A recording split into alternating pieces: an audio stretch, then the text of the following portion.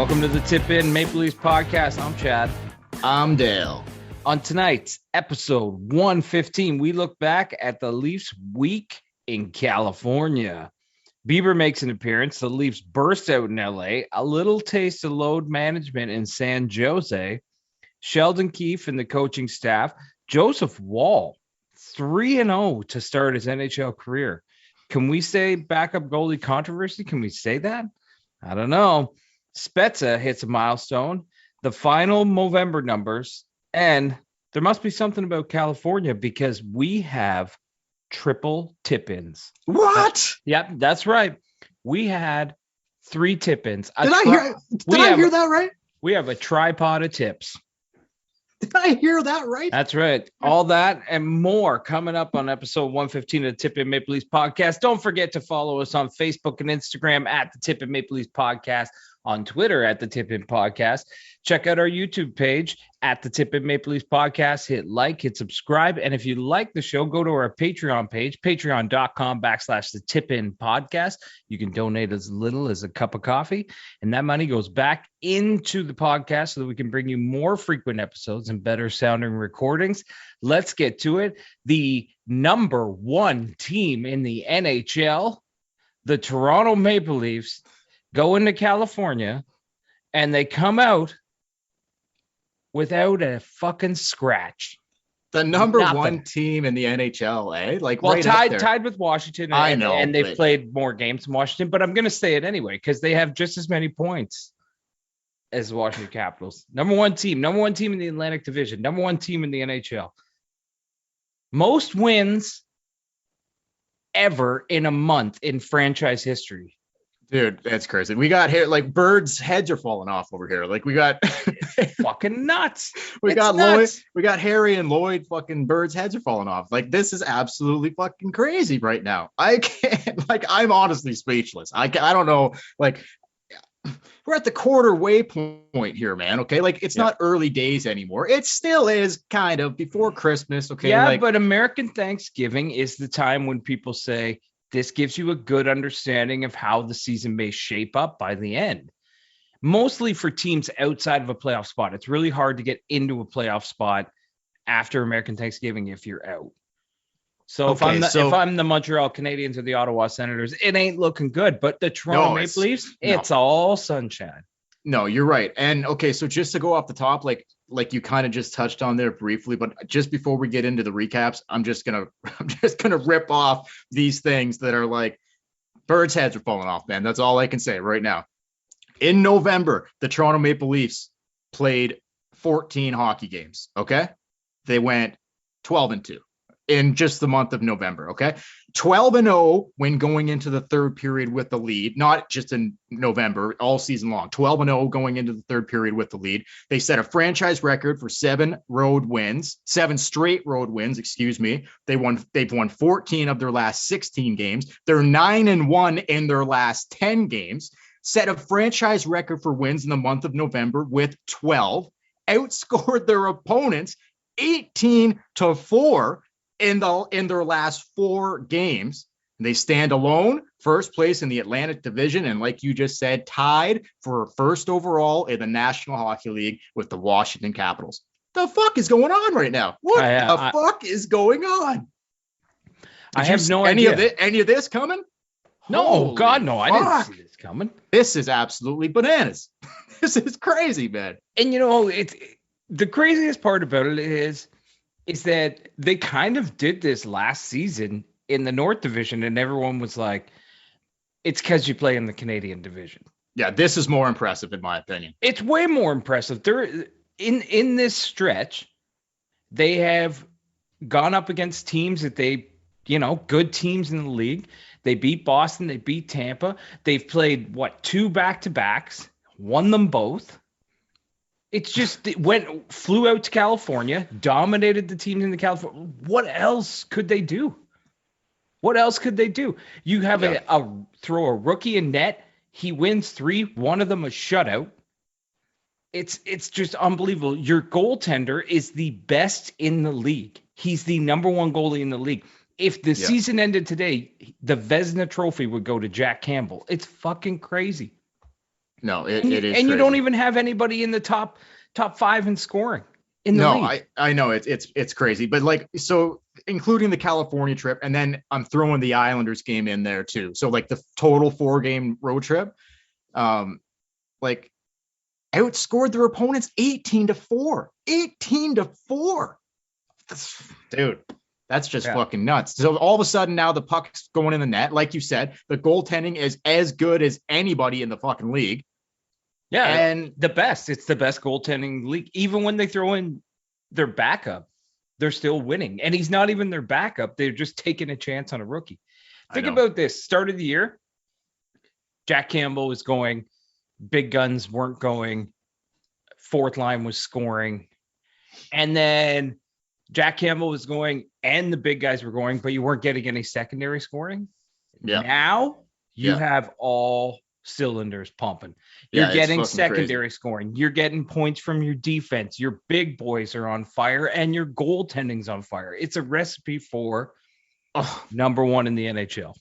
It's crazy, man. So yeah, it's crazy. Anything else you want to, like, I guess we'll just touch on everything as we get going with the recap here, but anything else off the top? Like, yeah, still no goals. Nick Ritchie. I wasn't sure if we were going to get through a podcast without talking about him, but no, we won't, because I was going to bring him up later anyway. So. I knew you were. Only mildly, like real mild. But is he the only guy on the team without a goal? That's played regularly? Yeah, like I think they've got some guys on the back end that don't, but out of the forwards, I mean, out of the forwards who have played the majority of the games this year, he's played every fucking game. No, he banged in an assist though on the road trip. Oh, okay. Well, better extend him then. Along with his, okay. Anyway, I'll get into him slightly, but only just slightly, a little bit later. We'll get to Nick Ritchie later. Don't you fucking worry. Don't think twice about that. But anyway, so let's start the roadie off in Los Angeles, California. And everybody had a notion. Dude, like a couple things off the top here. We'll save Bieber for number 2. The first thing I'd like to mention going into this game is okay, did you watch these games because they were on so late? Were you watching them live or no? No, I watched the Anaheim game live, obviously, because it was on at 8. And I watched the first period of the other 2. Okay, so you want to talk about the Kings buckets for a second? Oh my God. That was something.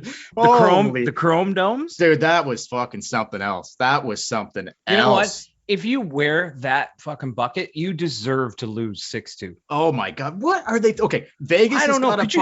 Could you imagine the uproar if Toronto came out with a bright chrome blue bucket? Not a fucking chance. No. The fans would be like, oh, holy fuck, no. Like people would leave the arena. Be like, dude, I'm not watching this. They were wearing their old school jerseys from the 90s. I love those old school Kings jerseys, the black and white ones, like with like from the Gretzky days. But just wear fucking bucket. Dude, what they should have did was had the whole team wear fucking Gretzky Jofas.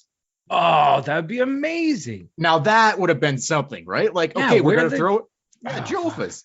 Visor optional. There'd probably be about 7 concussions on the team because I don't think Jofa protects the head at all. No, not at all. Not it would look good. It would look good. There's no padding inside of Jofa whatsoever. It's plastic.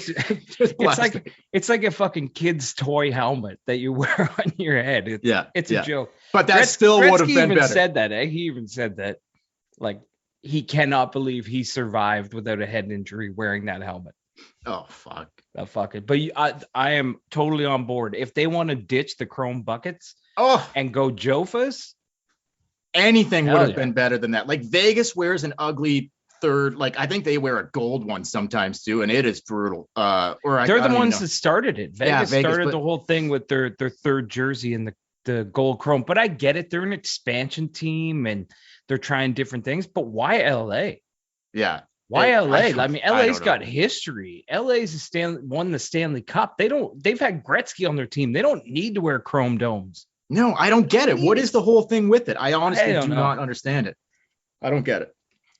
But just keep it in California. Don't bring it anywhere near the Toronto Maple Leafs. But What I did like about this game, and we forgot to touch on this earlier in the season too, when the Bruins came into town and they spanked Boston back at home earlier in November, the Bruins were wearing their alternative jersey that night in Toronto at Scotiabank, and the Leafs wore home whites. They wore their whites at home for the first time in fucking a long fucking time, and they pounded the Bruins at home. Here we go in LA, they're on the road, starting off the roadie. LA's wearing their vintage old school whites at home. The Leafs put the blues on the road for a first time in a long time. I'm like, when I saw that in warm up, I'm like, oh man, I love the blue look on the fucking road. I love it. And yeah, I kind of miss the wearing white at home and wearing your dark color on the road. I do too, man. Switch it back. I think like it just has such a retro feel to it and look to it when they're wearing the blues on the road. You watch the majority of your team, the majority of the games you watch are probably home games, right? So your team plays 40 whatever games at home, and you get to see all the other colors of the teams come into your building. Yeah. Like you always wear white, but you get to see the red of Detroit and like I love the Chicago Blackhawks uniform and Boston Bruins, the Black Bee. But when everyone comes in just wearing a white jersey, it's not the same. Dude, nothing like a Blackhawk. Nothing like a Blackhawk. Good old Blackhawk. Love those Blackhawks. I do love that jersey. No, same here. I love it. It's one of the best jerseys in professional sports. But yeah, I watch the old hockey sometimes on YouTube, like the old Leaf games, and I do love the home white and the dark colors. But didn't really matter. I think the Leafs could have worn anything, and they would have won that game the way they were playing. I was dating a girl once that liked the Blackhawks. That did not work out. That did not end up working out. She loved the Blackhawks. Yeah. Well, you know, I could not help her there. But anyway, we will go to at that time. They were a lot bigger. Oh, Blackhawks were everywhere. They were pounding it every night. You could not lose with them if you had a Blackhawk. Like no question about it. I know. You would pick up the paper in the morning, Blackhawk. You turn on Blackhawks. I am not afraid to say I lost a girl because of a Blackhawk. So it's very hey, it happens to the best of us, man. It was very unfortunate, but unfortunate set of circumstances. It's nobody's fault. Nobody's fault. God, no. Nobody's fault. So Justin Bieber. Come on, man. The Biebs is in the house. Now, for some reason, I thought Bieber didn't drink. I know, like, he married a Christian. He dumped Selena Gomez or whatever her name is. Okay, what are you talking about? Every time he's at a Leaf game, he's in the bag. Okay, I thought he married one of the Baldwin, like, yeah, I know. He married daughters, and she's like Haley Baldwin, and she's like super religious, and like I think she kind of got him going to church and all that. Like, whatever, that's cool if that's what you want to do. But I just for some reason thought he had gotten sober, like didn't drink, whatever. But then he's like in LA pounding Bud Lights. I'm like, okay, well, I guess fucking that's not a thing. So I don't know why I thought last time he was at I guess it was pre-COVID, but he was at the Leaf game in Toronto. He was ripped. So I saw Bieber and I'm like, okay, like this could be a little something here, like maybe mustache. We can still call him that for a couple more days. Well, at least on this podcast. I thought maybe mustache. And this LA game also was a national broadcast in the States because this was, I believe, Thanksgiving Eve, Wednesday in the United States. So I think this was like a nationally televised broadcast in the United States, even though it was a late game on the East Coast. But so I had a little feeling like, I don't know, maybe mustache and some of the boys like Willie and shit were going to go all Hollywood on this shit. Bieber in the house and like they're in LA. So I just kind of had a feeling going into this game. And fuck, man, like they just go into LA and put the fucking boots to them. Like they just fucking buried them, smoked them. Like, yeah. The funny thing is that like it all kind of unraveled in the second period, but you're talking about Matthews and Nylander and they played great games. Like I recorded the games and then I would watch them later. But I found it was the other guys who kind of went Hollywood. I thought Michael Bunting had a great game. Rasmus Sandin had 3 assists. Sandin had a great road trip in general. Like Pierre Engvall got off the Schneider. The gooseneck popped one in with an assist. Okay, let's be honest here. Like Matthews had a goal and assist, but that's what Matthews does. We would have to go back and look at this. Okay, like the Nick Ritchie thing, not so much. But how many times when we do hot in the slot, the dude who we pick to hit the showers rebounds like almost immediately and starts doing something like contributing to the team? We would have to go back and look at our track record on that. But I think it's like so far this year, take out Nick Ritchie. We did Mitch Marner. He's bounced back pretty good. Yep. We did Pierre Engvall. Mm-hmm. He's bounced back pretty good. Anyone else? Anyone else that's bounced back?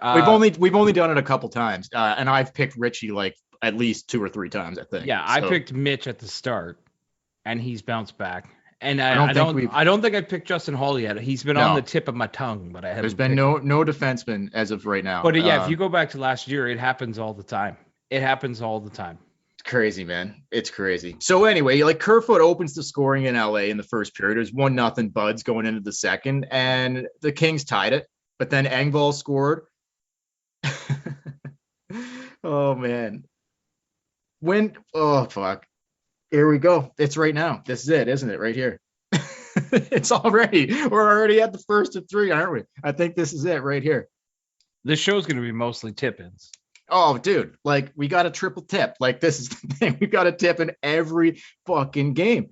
But I'm pretty sure this is the opening one. In the second period, Engvall scored, Tavares scored, Matthews scored, Spezza scored, Bunting scored early in the third. Leafs win it 6-2. Jack played okay. Like he was decent enough. The Kings had 30 shots. He made 30 saves, but 32 shots, 30 saves. 32 shots against 30 saves. So let's get right to it. Willie Nylander is in the slot. He's getting ready to rip it home. And what do we got? The first of 3. It's tip number 1. Just the tip. Perhaps play a little game called Just the Tip. Just for a second, just to see how it feels. So how did you see this? Dude, okay. We got Mustache, the new Mustache, I guess. We'll see in a couple days. But the taking over Mustache, Nylander, he's in the slot. And we got there's an underrated person involved in all of these tips, I believe, this week, and it's TJ Brodie. I think he's in on all 3 of them, like secondary. Why do you think that is? Well, what does he have now that he didn't have in October? Yeah, well, no shit. Exactly. Beautiful handlebar mustache. So it was Brodie to Nylander. Nylander rips it. Tavares tips it. Nylander rips it. Tavares tips it. Okay, but like a broken record. We got no shit. But TJ Brodie, we'll call him Mustache number 3 right as of right now. You know how confusing it's going to be if we just say mustache and a number.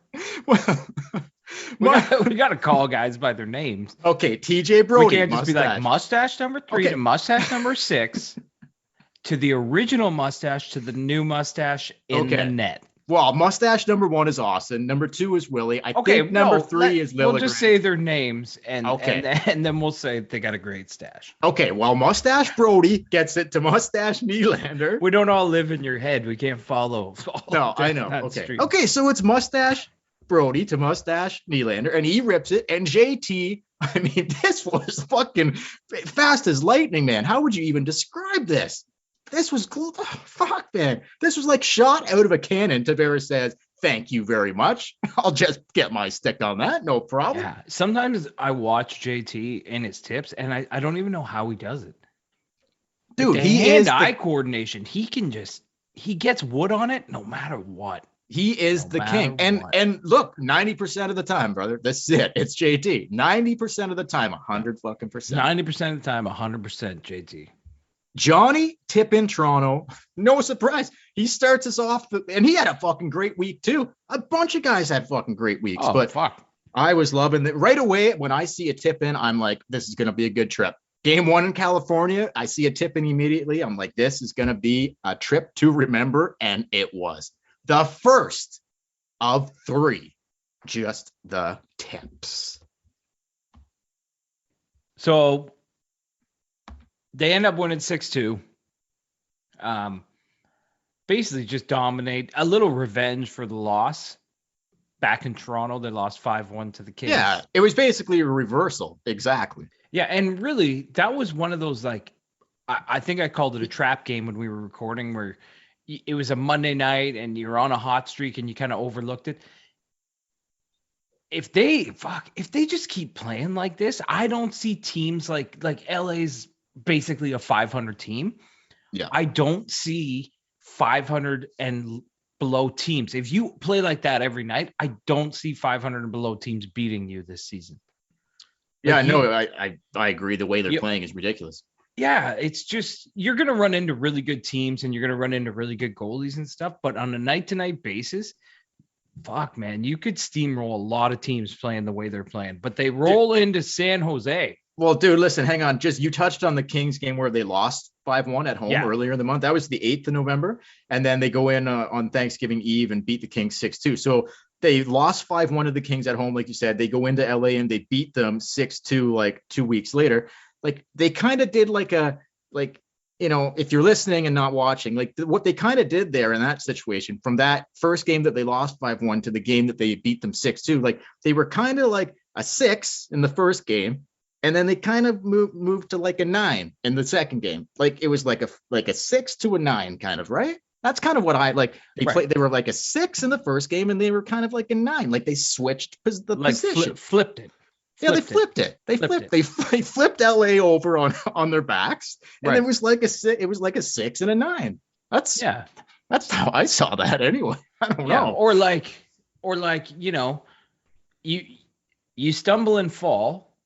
And you're on your hands and knees and there's a person behind you, but the next time you get up, they fall on their hands and knees and you're behind them. A little bit of like a leapfrogging situation. A little bit of a leapfrog situation. Leapfrog. You just want to be the one in behind coming from behind. You don't want to be the person getting leapfrog. No, if you reverse the leapfrog, you would have a close to a 6-9 situation there too. That's you reverse the leapfrog. The reversal leapfrog. Yeah, now that's something that would that takes serious skill. Yeah, we tried that in elementary school. We got banned. Like it got banned. You could not do reverse leapfrog anymore in the schoolyard. It got banned. Dude, I fucking tried it last weekend. It was not working out too well. It happens. It happens. Yeah, you got to be careful with the reverse leapfrog. Yeah, it's just too. I don't move it like that well. Like I'm getting too old for that shit. I'll just lay down and let's have it. Either there's no leaving. Just a dead frog. That's right. Just lay down. Okay, so San Jose. Now, my God, man, I was hoping so much going into this game. I was hoping, and I don't even know if he still fucking works for this organization, but I think that he does. And I'm thinking, oh my God, are we going to have like Willie Styles in the same building as Reach Dog for this fucking game? For like the first time ever? Have they ever been? Could you imagine like the coming together of Willie Styles and Mike Ricci face to face? Could you imagine? Oh, I couldn't imagine. Was he there? Was he there? I didn't see him. I was looking. I could not see him. I don't know. Have you seen the Avengers movies? You ever watch? Yeah, I don't not thoroughly. I've seen like bits and pieces. Spoiler alert, but the movie's like 3 years old. But in the movie Endgame, the last Avengers movie, Captain America has Is Jennifer Lawrence in those movies? No, she's not in it. But Thor has a massive hammer. And only yes, he does. And only Thor has the power and has the heart to hold the hammer and to use the hammer. Nobody else can hold it, but I imagine he lays that fucking hammer down. Oh hard. Man, he knocks so many people out with that hammer. It's just ridiculous. But anyway, I bet he does. In the movie, Thor gets like thrown away and his hammer goes one way and he goes the other. And he's trying to like get the hammer. He didn't have it a tight grip. No, he didn't have a tight grip. And anyway, he's trying to get the hammer to come to him and he's about to get killed. And Captain America, all of a sudden you see the hammer moving and the hammer goes flying into this hand and it's Captain America. And you're like, holy shit, Captain America has the power to handle Thor's hammer. But that's how I feel if Willie and Reach Dog were to meet. It'd be like Captain America and Thor and the one hammer. You know what I'm saying? I think that's exactly I think the, Willie has the right the power. analogy. I think Willie has the power to take over the Reach Dog hammer. Oh, yeah, I think he does too. And that's hard. That is some special That's what I'm power saying. It's right like there. Thor's hammer. Not everyone can handle it. So, I don't know if Ricci was there or not, but man, like, I don't know if he still works for them. Is he scouting for them? Does he not even work for them anymore? I don't know what Ricci's all about. Oh, fuck. I can't believe I didn't mention this when we were talking about Reach Dog. Somebody who listens to our podcast here in Peterborough told me he lives here. Ricci lives in Peterborough. Well, he lives on, I think on Stony or one of the lakes nearby.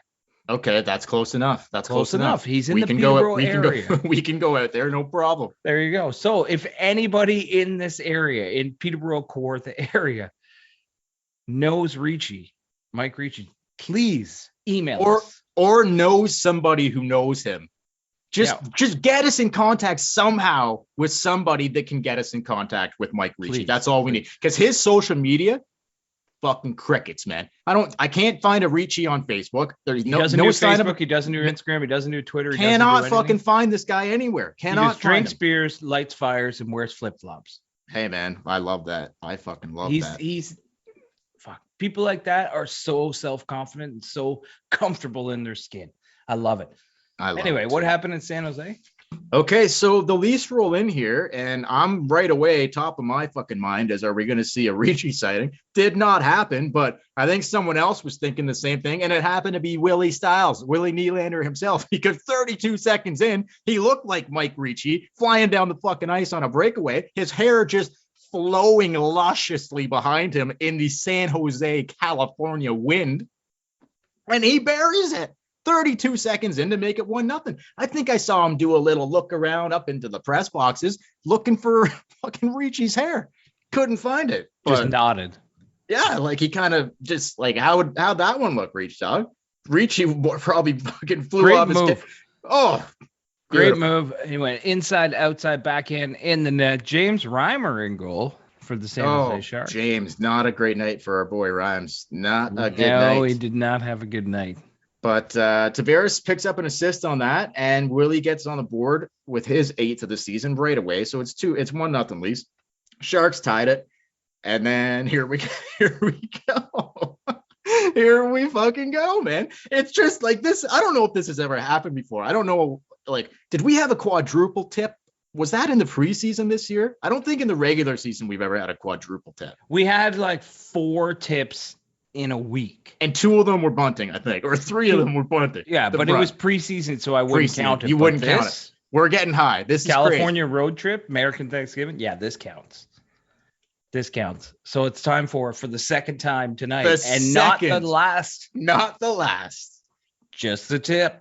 Perhaps play a little game called Just a Tip. Just for a second, just to see how it feels. So here we go. This was fucking awesome, man. And look, if you want to start to sneak a little bit, if you want to start to crawl just a little bit out of the doghouse here, Nick Ritchie, okay? He kind of makes a nice little play at the blue line, gets the puck to Camp. So Ritchie's got an assist on a tip in. So that's just getting a little tiny. He's got like a little pinky toe out of the doghouse right now. Yeah, because he's involved. Just a little bit of a pinky toe. Not much. No, just a tiny little bit. Just a pinky toe. Just a little bit. And Richie gets it to Camp at the blue line. Of course, fucking Camp is like, he sees he sees Simmons like bulleting to the fucking net. Camp knows what to do. You don't think Camp's been in this situation a time or two? Camp knows exactly what to do here. No. Yeah, he doesn't. He can't play for the Blackhawks. I'm pretty sure you saw. That's right. Exactly. Perfect. Exactly. 100%. So I'm pretty sure he saw Simmons kind of, he had his stick, he had his twig right in his hand with a good grip. And he kind of gave like, if you're listening to this, like he kind of gave like a little bit of like a jerk. He gave a bit of a jerk. Like Camp was looking at him and Simmons kind of was like, come on, I'm going to tip, like put it right here. This is where I want it. Like, you know how a batter in baseball gives like, he gives a couple pre-swings there. Like this, he always kind of sets the put bat, it right, sets the bat in the sweet spot, and then puts he's- it on his shoulder. But this wasn't like a soft swing. I know what you mean. But like he was like here. Yeah, but a batter is just setting up with like right here. That's where I want to give it to me. Right here. But Simmons was doing that more aggressively, but way he's doing more aggressive. But it's still the same thing. Like right here. Come on. Give me the Camp. Oh, He hit the bullseye. bullseye. He hit the fucking bullseye. Bullseye. What a fucking tip. Wayne Simmons' second goal of the season. And his he's been first buzzing, tip man. in. Oh, He's yeah. been buzzing. He deserved that tip. Okay, so this is the thing. Cachet's out, right? Cachet doesn't play in the San Jose game. He doesn't play in the Anaheim game either. Little banged up. Little Cachet. Little banged up. No doubt. The guy plays like a fucking animal, like you said, a bulldog. But so they switched it up. They put Simmons up there, and Semenov was in this game. He played on the fourth line. Not a great game for Semenov. Not a lot of Semenov there. But and he ended up coming out for Clifford in the Anaheim game. But anyway, Simmons, man, like, so he was getting more ice time. He was on the third line, and he was looking good. Simmons has been looking good, and he knew exactly what to do. He told Camp exactly where to put it. Like you said, fucking bullseye for a beautiful tip in. Simmons got it. Simmons' first tip in of the season, and that's tip number 2 of 3 on this week's episode. We've got one more very special one to come. The best for last. Holy The best moly. for last. What a tip. So that tip makes it We could say maybe the last furry tip. Oh shit, that's right. Might Hopefully be. not, but we got that tip by Simmons makes it 2-1 Leafs. Yeah. Going into And the Reimer second. didn't have it. He didn't have a chance. No, Reimer. He didn't no, stand no. a chance. You're not going to stand a chance on that. No. When you've got But- Wayne Simmons and a former Blackhawk going at it for a big tip, the goalie, you might as well get out of the net. Just No, get out that's of the net. 100% right. So anyway, that sweet tip in makes it 2-1 for the Leafs. They go to the second period, and Matthews rips one home, and Tavares puts another one fucking in to make it 4-1. Toronto Maple Leafs over the San Jose Sharks. That's all she fucking wrote. This Matthews goal here was a little bit. He's getting some interesting goals, in and around the net. Like Not he's not normal really, Austin Matthews. goals. No. Like I wonder if that wrist is still a thing or what. Like Austin's looking good. His game's looking good out there, but he's not ripping the puck like he used to. Like He is ripping it, but he hasn't scored that way. when's the last time you saw him step over the blue line, kind of just trick a little, pull it back to his skates and rip it like a wrist shot? Anaheim game? In the Anaheim game, he got it was a bad pass on Anaheim's part, right to Austin Matthews, and he was in alone, and he ripped it, but he missed the net, and that's the thing. I've seen him hit some posts, but I've seen him miss the net a lot, and that's just not like Austin Matthews. No, He it's doesn't not. miss the net. Goalies stop him sometimes, but missing the net by 5 feet or whatever, that's a Dion Phaneuf thing. That's Big time. not like Austin Matthews always hits the net. He's just hasn't done it, but he's scoring. So I guess that's all you can ask for. Well, that's just it. He's still tied for him and Tavares are tied with 10 goals for the team lead. So yeah, he's still putting the puck in the net. If you can get the shot like back where he's hitting the net and whatever, then it's just going to be fucking lights out. But should also mention like Joseph Wall, huge in the third period. There was a sequence in that third period where Wall was just absolutely standing on his head. So now all of a sudden Joseph Wall's confidence is just fucking through the fucking roof. The guy goes in, Keith gives him a couple extra starts, and he's just fucking killing it. Like all of a sudden now talk about making the most of your fucking situation. Like now he's showing 34, 35 saves and shut him down in the third period. Which was the most impressive part about it was that when the Sharks were pressing and they needed big saves, Wall fucking stood on his head. Huge saves. So I don't know. A lot to like about Joseph Wall. Before we go to the Anaheim game, does this bring in a backup goalie controversy? Like if Peter Mrazek's healthy and he comes in and isn't playing very good, do you go back to Joseph Wall? Well, I would without hesitation, 100%. But what do you do with that?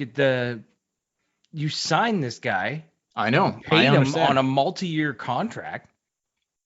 I don't know. I think maybe what you do in this situation is, okay, you've seen what Wall can do. Like, does Wall get into another? They play another back-to-back, I think, next weekend. So if Mrazek isn't back and ready to go, Yeah, like, they play either- Saturday and Sunday. What is with the Sunday game? I know the Sunday games are fucking driving me mental, man. But especially We at for the how tip we in used don't like Sunday games. No, well, it's fucking up our whole fucking schedule for doing these podcasts. But anyway, Yeah, because we usually do them on Saturday or like Sunday. like and one Sunday, cool. What, like 3 in a fucking month? Like they're playing like every other Sunday.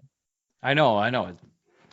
Anyway, No, look, Mrazek, man. Okay, here's what I would say. I think the way that Joseph Wall has played in the 3 games that he has played probably shows the upper management that, like, okay, Hutchinson is not a thing anymore. So if we need a backup here, we can probably trust this guy. Like he's our 3rd guy right now.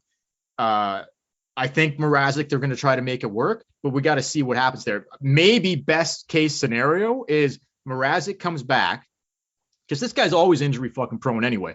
Like, maybe you want Mrazek playing well, and then you try to like deal him in the summer, if that makes any sense. And I guess in the playoffs, or getting into crunch time, and in the playoffs, you kind of want a veteran goalie on the bench. Like, you probably don't want Joseph Wall. Yeah. In that situation, I would like to give him more before putting him in that situation.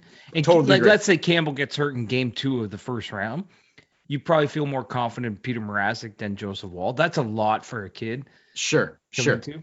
But dude, like Mrazek hasn't even played 2 full fucking games this season. We're 23 games in or whatever. So how rusty is he going to like fucking be when he gets back? And so we'll see. But I think how long till he gets hurt again? Well, that's just the whole thing. If he goes down again, like growing. That's what I'm saying. Like, best case scenario here is that he comes back, he plays well. Like, Jack's the clear cut number 1 here, no doubt about it. Absolutely. But in the league.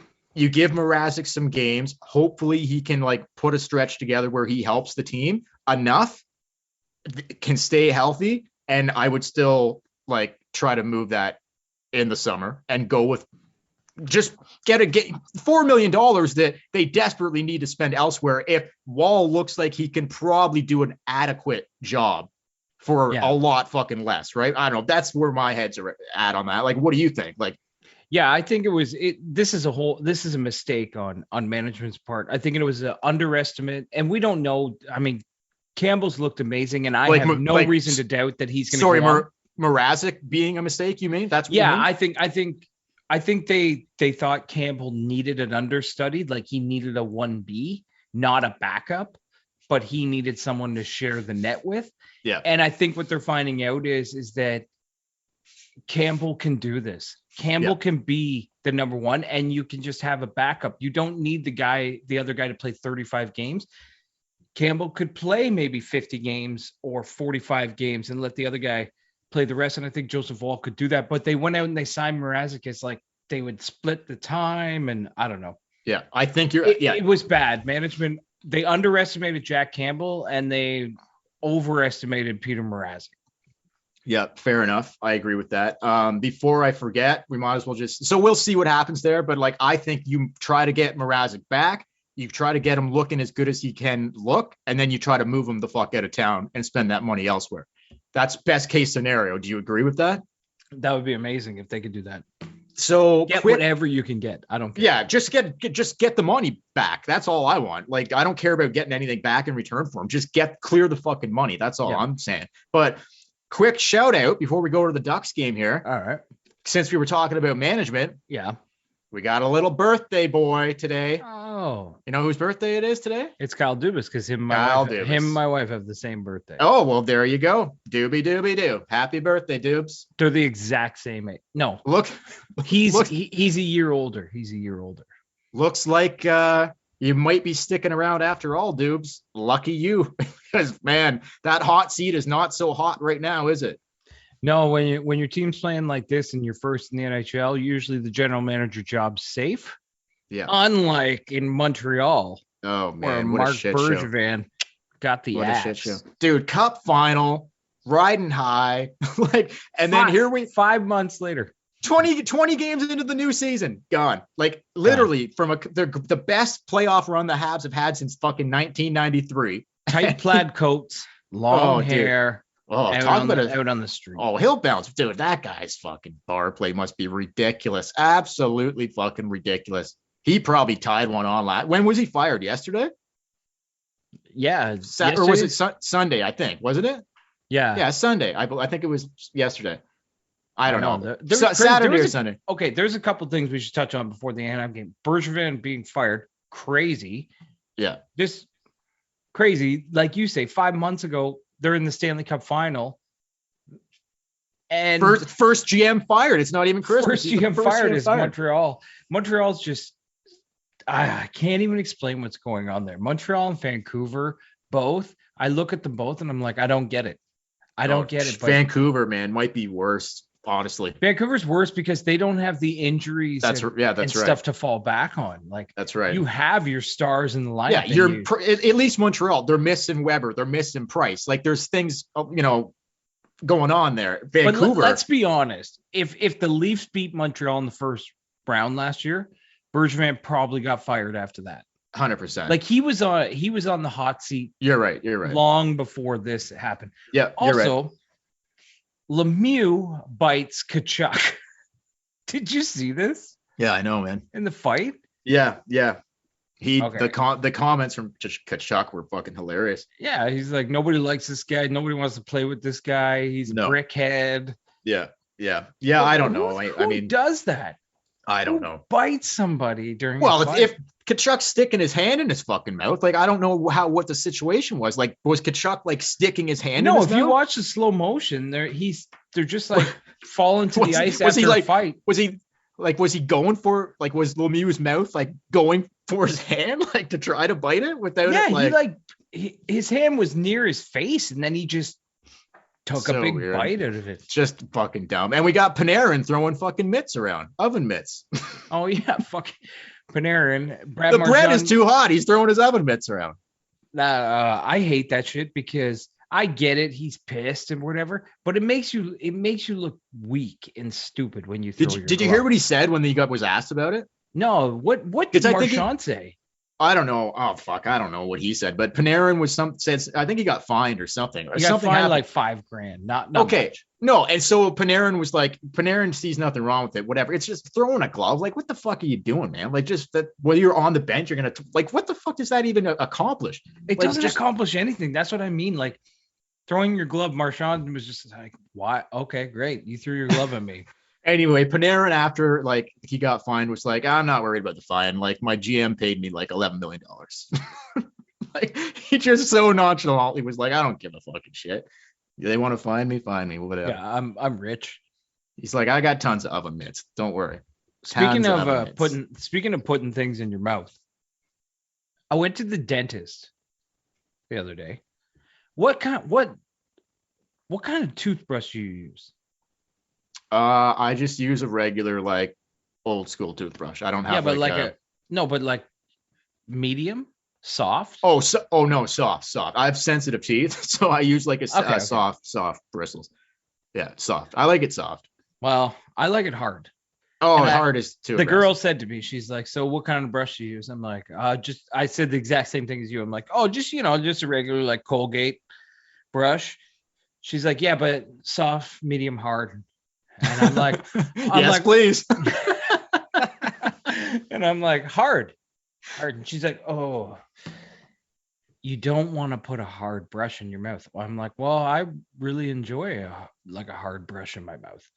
And she's like, you probably want it soft. And I'm like, I don't think it's soft, a soft one. Well, have you see? I'm like, I don't think a soft one in my mouth really does anything. I really did. She give you a soft? Did she give you a soft one to try? No, she didn't give me. Yeah, actually, she did. Yes, she did. But I didn't. I didn't try it. Okay, well, I'll tell you right now. Once you try a soft one, you won't go back to her. I said to her, I'm like, "What do you use?" And she's like, "Soft." And I'm like, "Really? Have you tried a hard one in your mouth?" What did she say? She said it's very bad for your teeth. I'm like, well, I bet it is, but that's not the question I asked you. So yes, yes, she has, or yes, she hasn't. I don't She want- just said, I'm like, what do you use? She's like, soft. I'm like, well, have you tried a hard one? She's like, And then it's very bad. It's very bad for your teeth. So clearly, yes, she has. She's definitely tried a hard one, and she prefers a soft one. Okay, so don't forget to give me the number to your dentist as soon as we're done this podcast, so I can go for a little visit and see what the whole hard, soft, medium situation is all about for myself. Right. Get your teeth checked out, and then figure out if it should be hard, soft, or medium. I just want to go to have the conversation. Maybe medium's the way to go, because it's not it's super hard, but it's not soft. That's fair. That's fair. Okay, well, fair enough. Anyway, I just thought I would throw that out there. It made me think of that with Tkachuk. Was she like a younger, like no, older? I actually know who she is. Our kids went to daycare together. So. Oh, is that right? Yeah. Okay. Well. Okay. All right. Nice lady. Okay. Well, she clearly has had a hard one in her mouth. Does not like it. No, absolutely. And the vibrating one? No. Don't put that in your mouth. That's what she told me. The one you turn on? Yeah. So so now that I think about it, I don't really want to go to this dentist. I don't think I would that doesn't sound very much fun. No. She doesn't like it hard. She doesn't like vibration. She just wants soft and smooth. That's it. No. Soft and smooth all the time. That's not really my cup of tea, but. No, I know. You mix it up.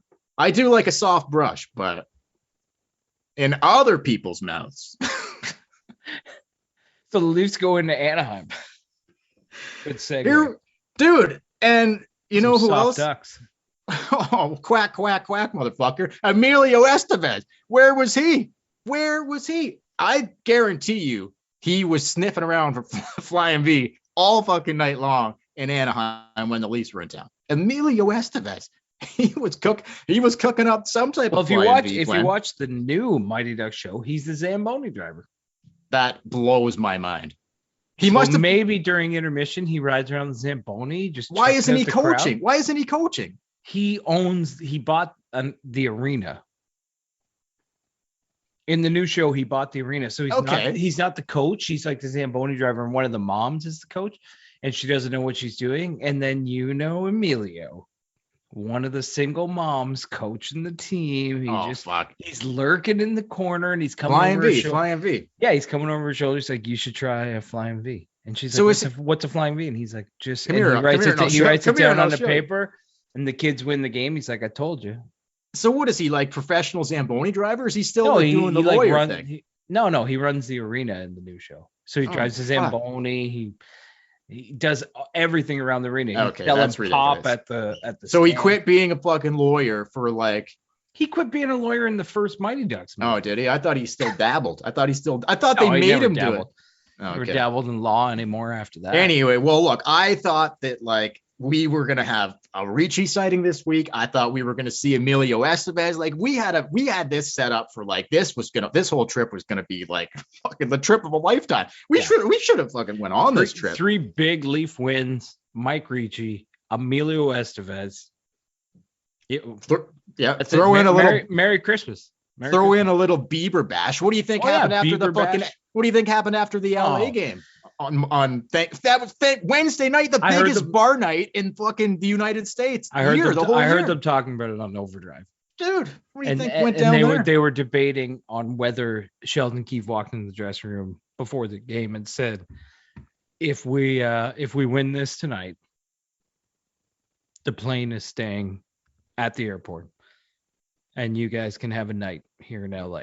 Oh, without a doubt, 100% man. Why not? A doubt. The way they've been playing, why not?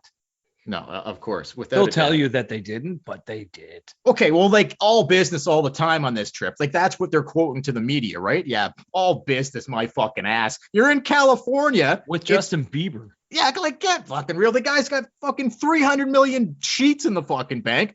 Like, yeah, no, he could get you into any bar anywhere in that city. Right. Like with a snap of a finger, you're in the VIP lounge. That's right. And you're going to be like, no, back to the hotel. Come on. Hey, Sandine, Liljegren, you guys want to come out and take a little sniff with me? Let's go, boys. I'll hook you up. Let's go. You imagine Lilligren's mustache in the VIP room? Look out, bud. It would literally be like Magnum P, like he's wearing like a nice like collared shirt, Hawaiian shirt. Like, fuck, man. He probably carries like a fake badge on him just to make it even more dangerous. Like he flashes it like he's a private detective. Like, yeah. I could see that. Oh my god. Can I buy you a drink? No, I'm okay. You're under arrest. He pulls the badge out. Yeah, I love that. Okay, so anyway, yeah, I'm sure Timothy they had a good time PI. Oh, dude, I wonder what his middle name is. We got to hunt that down. It's Magnum. Timothy Magnum Lilligren PI. You know what else? Okay, yeah, okay. Magnum. As soon as you throw out, like, if you throw out like that, your Magnum is anywhere in your name at a bar with the hot chicks, you better be backing. It's like the deal is sealed. The deal is fucking sealed. What's that? Timothy Magnum Lilligren? Magnum is your middle name. He's like, yeah. Call the Uber. Let's go. Let's go. The girl will pay for the Uber to take you back to your own hotel. 100%. Because you're Timothy Magnum. Dude, like, we might have to start calling him Magnum now. He's got the mustache. Like, holy shit. What do the initials Timothy Magnum Lilligren make? TML. Destiny. Yeah. Destiny. It is Destiny. Destiny. Yeah, it is Destiny. Timothy Magnum Lilligren was brought here to bring the Stanley Cup home. I think so. TML. Dude, imagine he scores like the game winner of like in his cup final. Like, what wouldn't that fuck? Legend. We're talking here. We're in the crowd with our Magnum signs, and he's looking up like, what the fuck does Magnum mean? Oh, fuck yeah, man. Like Wafflegate, we'll have a fucking Magnum Gate. We'll start launching fucking the large Magnums on the ice. And like, not like waffles. Just Hawaiian shirts? No, like Magnum. Fucking the Magnum biggest condoms. Yeah, the biggest condoms you can possibly purchase. Magnum. We'll just launch him every time he does something good. It's just Magnum on the ice, and he just loves it. Like he picks it up. Like, yeah, I'll use that puppy later. Yeah. Golden. Thanks, boys. So okay, anyway, so let's move on to we're in Anaheim here. I'm thinking we're gonna see Emilio Estevez because it was a hot fucking night in Anaheim, California, and I just thought we would get a little look at the Flying V. Didn't happen. No, it didn't happen. A little disappointed, but you want to know what did fucking happen? 8 minutes into the first period, mustache, TJ Brody. Sorry, Bunting, no mustache. The brunt to mustache TJ Brody. He lets her rip. Everyone's thinking it's his goal, but for the third and final time tonight, folks. Just the tip. Perhaps play a little game called Just the Tip. Just for a second, just to see how it feels. This could be the last Auston Matthews mustache tip of the year. Okay, now hold on just 1 second. He gave an interview with Gord Miller in the first intermission. Did you catch it? I did, yeah. Oh, no. That wasn't the one. He did an interview. I did see the Gord Miller interview. Okay. That's not what I was going to reference. Or maybe it was. I think Gord Miller asked him about the mustache coming off. I think right at the end of it. Didn't he? I think he did. And I'm pretty sure Austin's answer was, yeah, like I think Gord Miller was like, are you sad that it's coming off? Blah, blah, blah. And Austin was like, yeah, I'm going to miss it, but, hopefully it won't take me too long to grow it back. I'm pretty sure that it was something along those lines. Hopefully it won't be too long until I get it back. I grow it back. So that was very promising. Okay. Did he wink in the camera after? No, because a wink means it's coming back. Well, there was a good grin, like a grinny smirk. Like it was almost like a wink and a gun, but it didn't quite get there. But it was close. Like I think he thought about it. He was taking the headset off. He was grinning. So I think that like it's coming back. I think we'll see it soon. Like it's going to go away for a little bit, but we're going to see it again very soon. But from what he said in that interview, but you're right. So as of right now, this is it. Movember is over. November is over. So how did the tip go? Okay, well, the Brunt gets it to Mustache Brody. Brody fucking peppers it on net. Yeah, I thought Brody scored. I thought it like hit the crossbar and like went in. And that's how you know, everybody, that's how you know it's a good tip. When you think the person who shot it scored. That's right. That's right. when you know. Those are the best. That's tips. When you know that's someone who knows a thing or two about a tip. That's right. So look, man, he was sleight of hand magician. Right in front of the net, like Austin's making like a new home in front of the net, and he just fucking unbelievable. Like Brody ripped that fucker, and absolutely aggressive shot, cannon from the point, a fucking rocket blaster, and Mustache is like new, like that's it. Yeah. Just a little bit of a little flick. Loose grip on that one. It's not the first time in history two mustaches have teamed up to score. No, that's absolutely right. That has happened, I don't know. And just to go back, and this was a gorgeous tip. Like this was the first goal of the game. It was a hard tip, but it was a hard tip. But it was great. Once this went in, this made it 1-0. I'm like, okay, fuck. They've got tips in 3 straight games. As soon as that went in and it was a tip in, I'm like, this game's over. This game is fucking over. Just went to bed. Maybe that's why you didn't see Emilio. Maybe he was in the building. Oh, fuck. He saw the tip and he's like, there's no way Anaheim has a chance. They're like, what do you mean? It's only 1-0. And he's like, did you see that tip? Dude, when our luck is running 3 games in a row, 3 tips in a row, I'm like, yeah, this puppy's over. Good night right now. So I just want to say before we close up the final segment of just the tip this week, like it's been nothing but just the tips this week. Crazy tips. But I just want to say, and this is very important, don't ever forget this, okay? On all 3 of these tips this week, the Tavares tip in Los Angeles, the Simmons tip in San Jose, and now the Matthews tip in Anaheim, all 3 of those tips, there was a mustache involved. Well, that's what I'm saying. Mustache was involved. That's what I'm saying. Yeah. No, like, hang on. Like, I don't know about the Simmons ones for sure because the assists went to Camp and Richie, but I'm pretty sure right before Richie touched the puck, it was Brody. I'm pretty sure. I'm pretty fucking sure. Yeah, you're right. Brody was in on it, a mustache on every tip. You're right.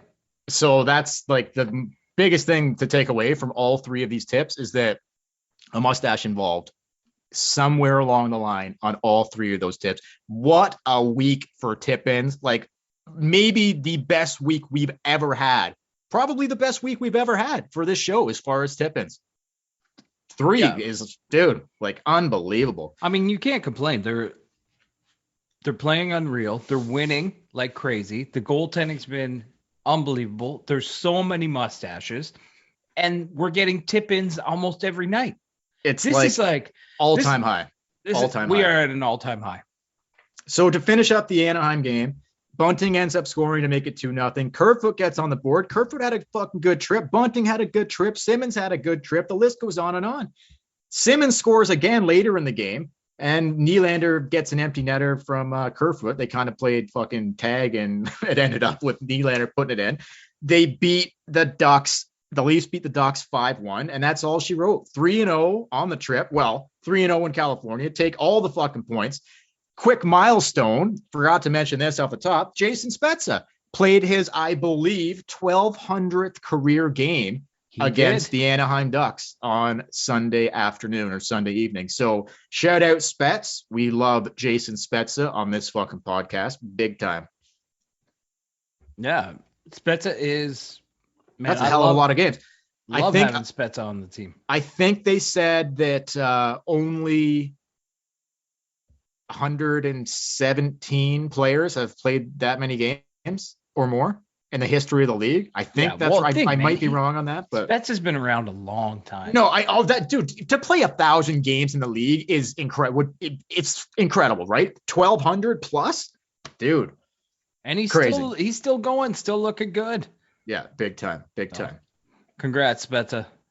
Always always welcome on the Tip In Maple Leafs podcast. Absolutely fucking love Jason Spezza. So yeah, he hits a milestone. And a couple quick things then, like a great, like we said a bunch here, great, absolutely great month for the Leafs, but a great week in California. Absolutely great. Just going back to the goalies for a second, we did see a little taste of load management here on this trip. Like Wall gets in the back-to-back games coming off of last weekend against Pittsburgh and the New York Islanders. There were no back-to-backs. No, I know. So Wall in the last 4 games, Campbell played 2 and Wall played 2. So we are seeing a little bit of like, now that the coaching staff has some confidence in Joseph Wall, they're like, okay, yeah, fuck, we'll give Jack the night off in San Jose. So but this is the first time this season we have seen like, okay, we're going to start to manage the load here, right? This is the first time. Yeah, they've been managing the load. Well, they're just getting a little taste of it. And there's no better place. They're just getting a little taste of the load right now. No better place to manage your load than California. Yeah, you're right. You're right. If you're going to start learning how to manage your load, do it in California. Okay, 100%. So, I quickly can't let this one sneak by. In the 3 games in California, the special teams were good, not great, but good. The Leafs took 7 penalties all week. Okay, 7 penalties all week in all 3 games. Nick Ritchie took 3 of them.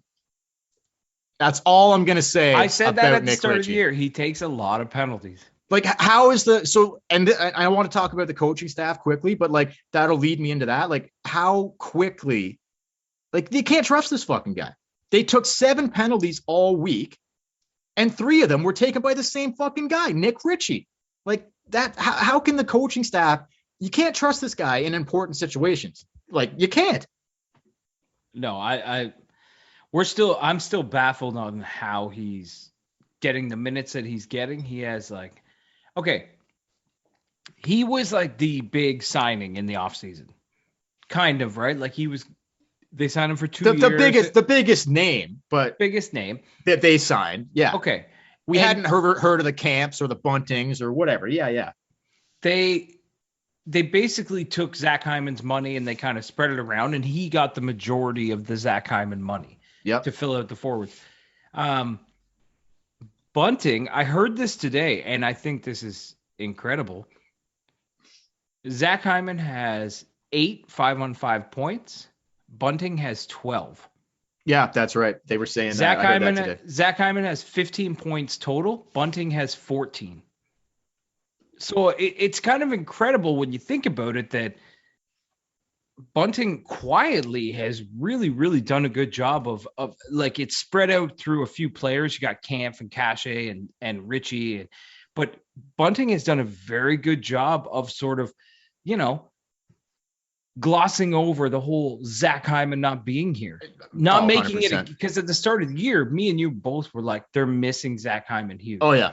Yeah. But, well, they couldn't. They're like, it looks like Bunting has found a home on that top line on that left side. Like, I don't see anybody else. But no matter where you put him in the lineup, he's the exact same player. No, but like, they were looking for a guy that could play up there, and there's really nobody else that could do it. Like, yeah, you could probably throw Simmons up there. I think he could do it, but it's probably better to play Simmons in the bottom 6 and let just Bunting go. Like, Bunting seems to be like he's gonna run with it right now. That's what it looks like to me. He's doing a great job, and it kind of makes Zach Hyman a distant memory when somebody is doing that role, and he's doing an incredible job for the money he's making and the contract he's on. I mean, you can't complain. Can't complain about the Brunt.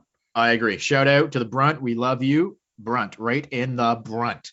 So, all right, what do you got to wrap this up? Couple quick things. I do want to mention, like, the Toronto Maple Leafs are just absolutely fucking cooking, man. To like the lengths that I cannot, like, yeah, last season in the bubble, like the Canadian division, sure. But this just seems like a whole new thing, the way they're playing defensively and all that. So Sheldon Keefe and the coaching staff, I just want to give a couple shout outs and some love to the boys here. Like, what is it? I'm going to pronounce these names wrong.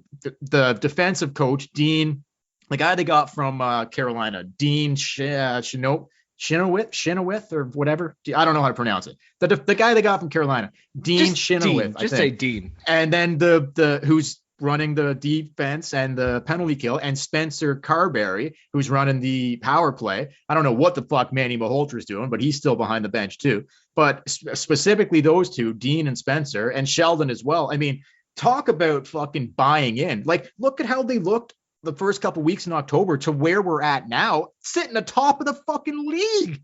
Yeah. I just think the coaching staff deserves some fucking love on this also, one.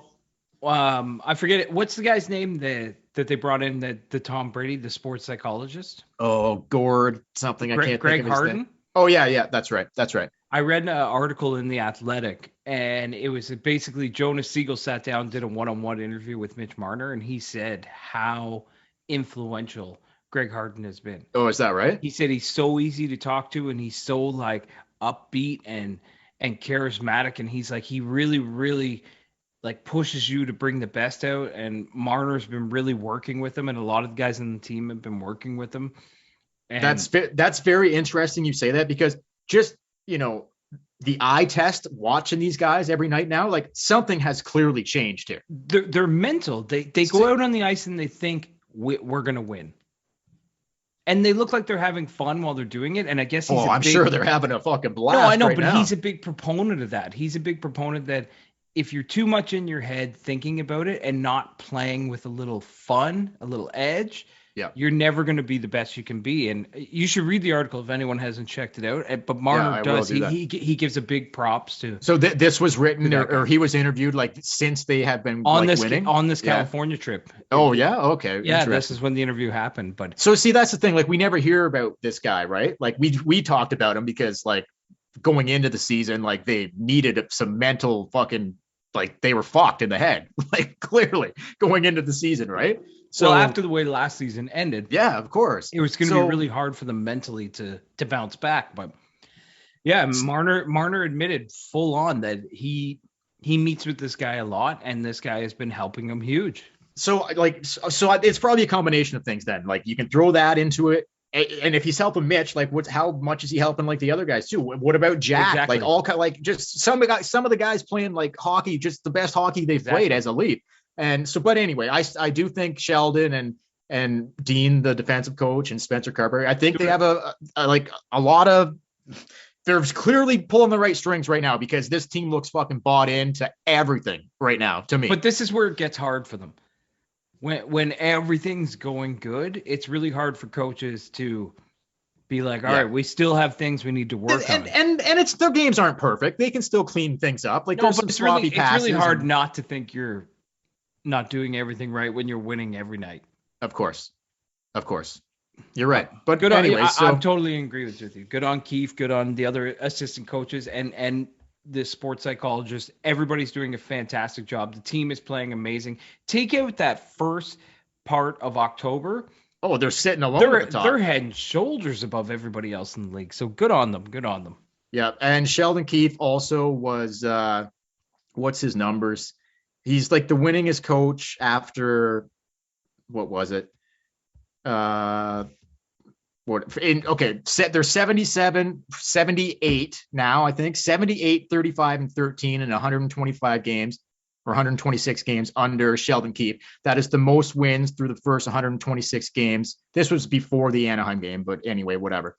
So I'm adding another win, but the most wins through the first 126 games as a Maple Leaf head coach in franchise history, 78, 35, 13 for Sheldon Keefe. Come on, man. Like, that's just fucking crazy. Like, where do you think those numbers would still be there if Babcock was around, or no chance? No. The team had checked out on Babcock, and Sheldon I just want to praise Sheldon a little bit more. Like he seems to just be evolving even more. And the more time he spends in the league, don't forget, man, this is his first NHL fucking coaching job. The more comfortable he gets, the more time he spends behind an NHL bench. It looks to me like this guy is just like, he's got the potential to be one of the best coaches in the league. The way he thinks the game, like, I don't know. I still got a lot of time for Sheldon. I don't know. It's just so night and day to the dude who was here before and the kind of stuff that Sheldon is willing to do. Well, not just Babcock, but you go back, like the Leafs have had a tendency to always kind of go for the old the old, well-known, hard-nosed coach, Ron Wilson, Randy Carlisle, Mike Babcock. It's just kind of the way they went, and then they went off the board. Never a guy like Sheldon, ever. I cannot even think of one. Never a guy with no experience in the NHL. Never in my lifetime have I seen like them have a guy like Sheldon behind the bench. Never seen it. It's all guys like you just named. Yeah, it was Pat Quinn, it was Pat Burns, all like guys who had tons of experience, who had won. Great coaches. A lot of them were great coaches. But sure. in with this team, with a young team, with this kind of talent, they went off the board. And Kyle, he went with his buddy. He went with Sheldon, and it's paying off huge. It's paying off huge. It hasn't paid off in the playoffs, and that still gives me anxiety and heart palpitations. Yep, of course. We'll see. So quickly then, like, do you think that, like, to win, it looks like if you finish second or third in the Atlantic, you're going to play the Panthers or you're going to play the Tampa Bay Lightning. That's what it looks like right now. Yeah. What do you like finishing first in the, like, I know we were talking about the regular season, like show us in the playoffs. This is exactly what's going to happen because it's Toronto. They're going to win the Atlantic and they're going to get Boston. Yeah, I'd be okay with that. Boston's going to get one of the wild cards and they're going to get Boston because that's just how it is in Toronto. We always get the same. If you right now had and we'll see what happens, like who gets on a roll and whatever. Boston isn't in a wild card spot right now. No, I know, but they probably will be. And if it's not Boston, it'll be one of the teams from the Metro. Like, could be the Flyers, it could be the Columbus, it could be Pittsburgh. Who the fuck knows? Well, that'd be great, but how it works in Toronto. It'll be Boston. So I think it's very important that they really try to stay at the top of the Atlantic, because who would you rather have right now if you could fucking choose between the Panthers, the Lightning, or the Bruins? It's a no-brainer. From the entire state of Florida. Oh fuck, it's a no-brainer. I'll take my chance. The Stanley Cup champions or the Florida Panthers. Yeah, no, I would take my chance with the Bruins too. And what better way to exercise the demons of not only last year, but years prior than to beat the Bruins? And you would have home ice advantage this time. They've never had home ice advantage against the Bruins. They always have to play game sevens on the road. Dude, you imagine that scenario plays out. You get the Bruins, see what happens there. If you can get past them, you get Tampa maybe in the second round. You just go on a heater. You're in the third round with beating the Bruins and the Lightning behind you. Who knows who you meet in the third round? Who knows? People can say it's fucking crazy. Look what Montreal did. Of course. Montreal just went on a heater and made it all the way to the Stanley Cup final. They went through Vegas, Winnipeg, and Toronto. Yeah. Just like that. Yeah, I know. Like a breeze. Toronto could do that too. Of course. Well, if they really are bought in and this is not a mirage and like this is the way that they're gonna play consistently, it to me, like, it's a recipe for success. It is a recipe for success. Like, it doesn't look like they care about like getting my cookies and blah blah blah. It just looks like what do we need to do to win the game? That's it right now. What do we need to do to win the game? Period. Like, not a lot of the fancy passes and this and that. Like, that seems to have gone away. Yeah, right sort now. Of the individual play is gone. It just seems to be about like, okay, tonight, like, what do we need to do to win this game? What do we need to do to win this game? It's not about like, I'm gonna make the highlight of the fucking night tonight. Yeah, for sure. But anyway, anything else you gotta? One final thing. Here we got 1 day left in November, so we won't be doing another podcast until the first weekend of December. So this could still change a little bit tomorrow, but as of right now, the final total for Auston Matthews that he rose for November is, I believe, I looked at this before we started the recording. It could be slightly higher now. $144,899. It might be up to $145,000 right now. So that's pretty incredible. So he didn't blow past it, but 10,000. But he hit the target. Oh, he hit the target and then some, like 10,000 plus. And if you go back to what he raised last year and then combine it all, he's raised over $211,000 in the last 2 years for Movember. So, hey man, but my goodness, are we ever okay? There may be an emergency podcast coming because there's a very strong chance that Anaheim game was the last game he plays with that fucking mustache. And come Wednesday night against the Colorado Avalanche, I don't know if I'm going to recognize him. I'm going to be like, who's this guy wearing 34 out here? The fuck is this? What the fuck happened? The fuck is going on here? But we'll find out on Wednesday. But congrats, Austin, on hitting the goal. Yeah, so that's awesome. But so who did you already mention the 3 games this week? Yeah. So I haven't, but I will mention them right now. The Leafs play Colorado on Wednesday, and then we have another back-to-back Saturday, Sunday. Fuck. And they go on the road. That's the weirdest part about the whole thing. They're at home against Colorado for 1 game after being in the California trip. Then they head to Minnesota to play Minnesota on Saturday night, and then they head to Winnipeg to play. That makes no sense. You coming from the West Coast, you think you could stop in Minnesota and Winnipeg because after those take out the Toronto game. Yeah, exactly. Because after those 2 games, they're home. Stop in Colorado. 3. Yeah, go to Colorado, then go to Minnesota, then go to Winnipeg, and then come scheduling here. It makes no fucking sense. Yeah, but anyway, yeah. So they're home for 1 game, and then they're right back on the jet, heading out to Minnesota, Winnipeg, and then next week they're at home for the whole week. So, okay, nice little homestand. But until that time, until this weekend, we'll probably do our podcast this weekend. Emergency podcast coming as soon as the mustache is gone. Yeah, emergency. For the Tip in Maple Leafs podcast, don't forget to follow us on Facebook and Instagram at the Tip in Maple Leafs podcast, on Twitter at the Tip in Podcast. Check out our YouTube channel, the Tip in Maple Leafs podcast. Hit like, hit subscribe. If you like what you listen to, go to patreon.com/Tip in Podcast. You can donate to the podcast, giving as little as a cup of coffee. We put the money back into the podcast to help bring you more frequent episodes and better sounding recordings. And until next time, we will catch you later. Keep it rolling, boys. Go, Leafs, go.